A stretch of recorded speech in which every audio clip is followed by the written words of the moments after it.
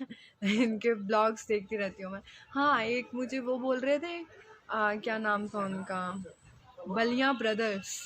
हाँ, मैंने आपका चैनल सब्सक्राइब किया और आपने जो ये मैसेज लिखा था ना कि मतलब इतने बड़े आर्टिस्ट हो, एक्टर हो और आपने चैनल सब्सक्राइब किया, तो इससे इसे सब्सक्राइब करने का क्या मतलब कुछ भी।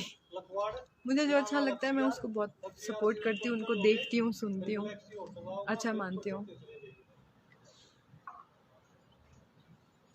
ओके।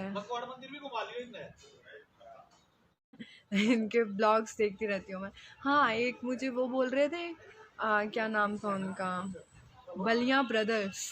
हाँ, मैंने आपका चैनल सब्सक्राइब किया और आपने जो ये मैसेज लिखा था ना कि मतलब इतने बड़े आर्टिस्ट हो, एक्टर हो और आपने चैनल सब्सक्राइब किया, तो इससे इसे सब्सक्राइब करने का क्या मतलब कुछ भी।